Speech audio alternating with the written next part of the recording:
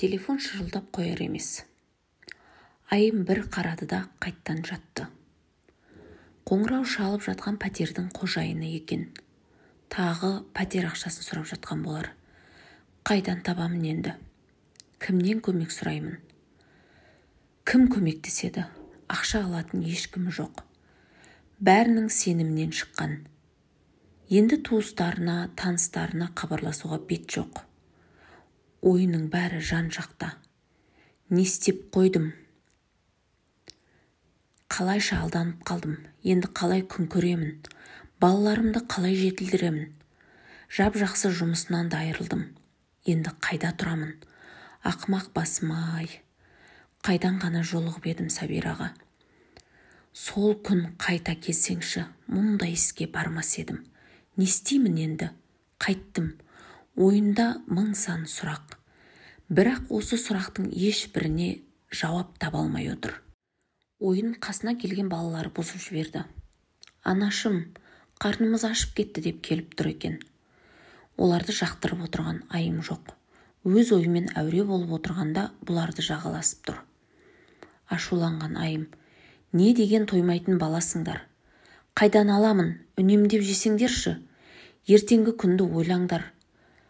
Айналып кеп тамақ деп дегбірімді қашыртыңдар ғой.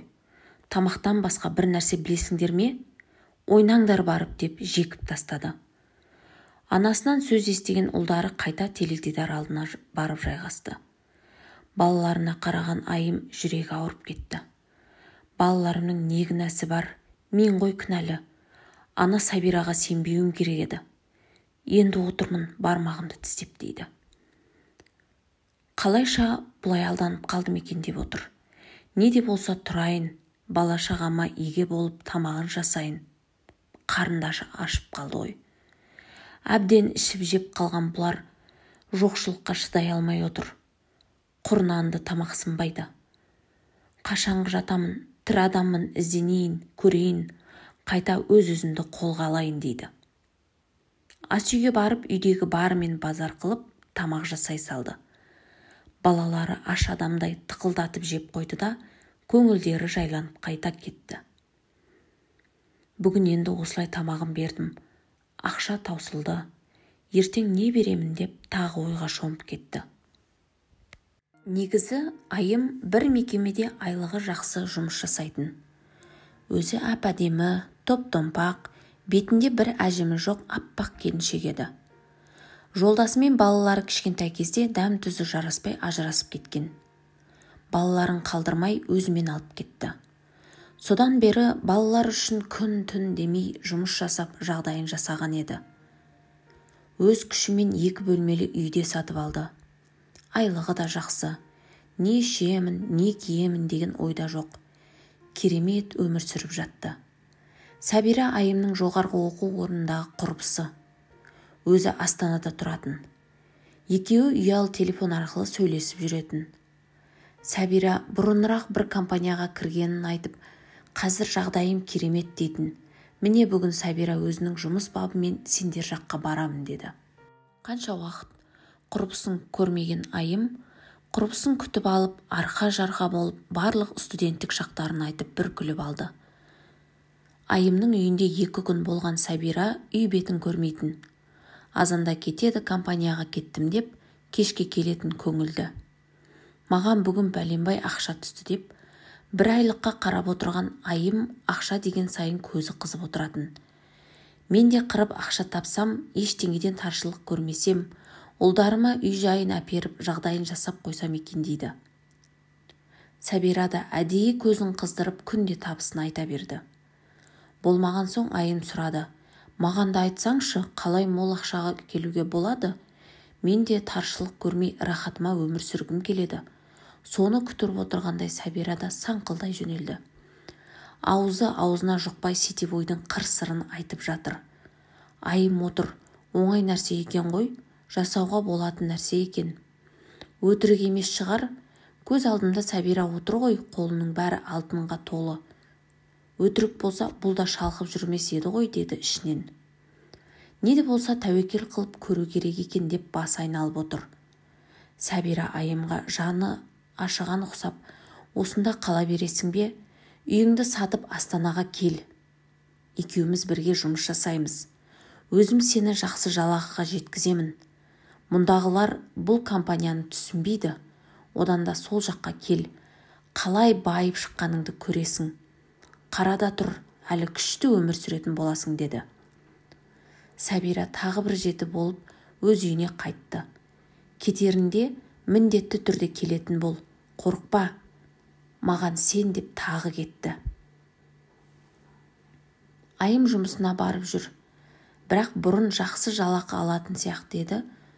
Қазір сол жалақысы өзіне тым аздай болып көрінетін. Осындай жалақыға бола бір ай жүремін. Неге Сәбираның айтқанын жасамасқа? Өзім бәрін реттеймін, бәрін қатырамын, деп кетті. Алдап кететін танымайтын біреу емес, өзімнің құрбым. Не де болса, бір рет тәуекел етсем болды емес пе, деп отыр.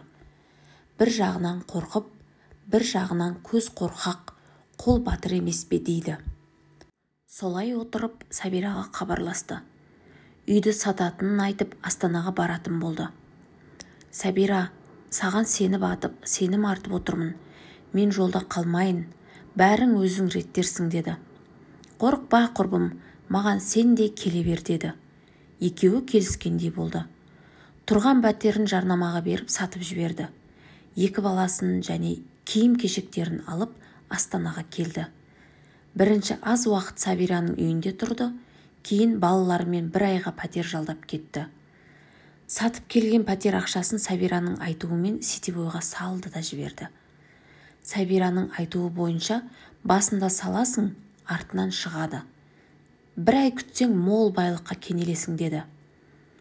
Міне, ақшасының бәрін салып, енді қашан шығар екен деп күтіп жүр. Күнде Сәбираға хабарласады. Менің ақшам не болды? Ұзап кетпесін. Уайымдап отырмын. Ой, Айымка, маған сенсеңші. Айттым ғой саған, сәл күту керек. Бәрі бірденен бола қоймайды ғой, дейді. Міне күтіп жүргеніне де айдың жүзі болды. Әлі хабар жоқ. Сәбираға күнде хабарласудан шаршады.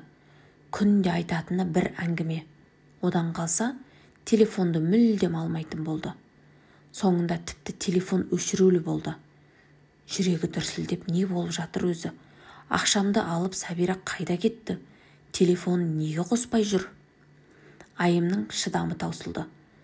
Күтуден жалықты. Не де болса Сәбирамен бетпе-бет сөйлесейін деп шешті. Тіке Сәбираның жұмыс орнына барды. Есіктен кіргені сол, ол жерден дүкен ашып тастапты. Өзі шатастым ба, осы жер еді ғой деп қайта сыртқа шығып қарады. Жоқ, осы жер. Менің есімде, Сәбирамен келгенде осында келгенбіз. Мына дүкеннен сұрап көрейін деп ішке кіріп жөн сұрасты. Сатушының айтқаны бойынша бұл жерге бір апта бұрын келіпті. Алдында не болғанын білмеймін, деді. Амалы таусылған Айым енді Сәбираның үйіне жол тартты. Есіктің қоңырауын басып әлі тұр. Ешкім шығар емес. Көршілерінен сұрағаны сол, олар да білмейміз, соңғы уақытта көрмедім, дейді. Енді не істеймін? Үйінен кетіп қалған ба деп құр сүлдерін сүйретіп үйіне қайтты. Ертесіне келді, одан да осы жағдай. Содан бері не аспатпай, ештеңеге зауқы жоқ. Жатқаны осы. Бұрынғы томпақ, аппақ келіншектен түк жоқ. Қап-қара болып азып түтігіп кеткен. Бүгін тағы жатыр, барлығынан тығылып пәтердің ақшасы, біресе басқа қарыздарынан тығылып, қашанғы жата берсін. Ұлдары үшін еңбек ету керек. Басын әрең көтеріп, бұйырғанын көрермін, барып арыз жазайын деп тергеу бөлімшесіне келді. Құрбысы Сәбираның атына арыз түсірді. Бұл бір емес, неше адам осы Сәбирадан алданған екен. Тергеу жүргізіп мән-жайды біліп, өзіңізге хабарласамын деп жіберді тергеуші. Енді тек күту қалды. Күтіп жата берсе де болмайды. Бір әрекет ету керек. Қарызы белшеден асып бара жатыр. Үлкен қалада тек өзі қалғандай болды. Таныс ешкім жоқ. Не істерін білмей, өзінің бауырына хабарласты. Көмектессе, осы көмектеседі деп сіңілісіне қоңырау шалды. Тұтқаны алған сіңілісі әрең шыдап отыр екен. Ұрса жөнелді. Бізді тыңдамай кетіп едің ғой, енді не болды? Керемет бай қылатын Сәбира қайда кетті? Туған бауырыңды тыңдамай, құрбың жақын болып еді. Енді неге хабарласып отырсың? Не үшін керек боп қалдың дейді. Айтатындым жоқ. Сіңлісі ұрса жөнімен ұрсып жатыр. Аузы жұмылған күйі үндемеді. Әбден ұрсып ішіндегі ашуын шығарып алған сіңлісі не болды? Не керек? Көмек керек пе деді. Қанша дегенмен бауыры ғой, жаны ашып отыр. Бұл сөзін естіген Айым сөйлей алмай жылап жіберді.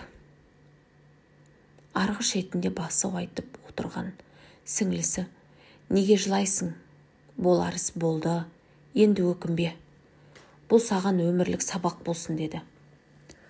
Өзің әрең басқан Айым арыз тастағанын айтып, одан қарызданып қалғанын айтып жатыр. Ақша бере тұр, жұмысымды реттеп алсам берермін деді. Ақшаны қайтарма, одан да пәтерақыңды төледе кері қайт. Онда пәтерақы төлеу қиын болады. Менің бос тұрған пәтеріме келіп тұра бер. Үйреніп қалған жерің, жұмыс табу оңай болады. Сондықтан ертеңнен қалмай жолға шық деді. Сіңлісінің айтқанын жасап, екі ұлымен киімдерін алып қайта кері қайтты. Міне, содан бері жарты жылдың жүзі болды. Қайтқан ақшасы жоқ, әлі күтумен жүр. Ал Айым сіңлісінің бос пәтерінде тұрып жатыр. Өзі бұрынғы жұмысына барып еді, бос емес екен. Орнына басқа адам орналасыпты. Барлық жағдайын айтып, жыларман болып тұрған Айымға жаны ашыды ма, басқа қызмет ұсынып соған орналастырды. Айлығы бұрынғыға қарағанда азырақ, бірақ осы күніне шүкіршілік айтумен келе жатыр. Бұл өмірде болған оқиға, сабақ аларсыздар деп ойлаймын.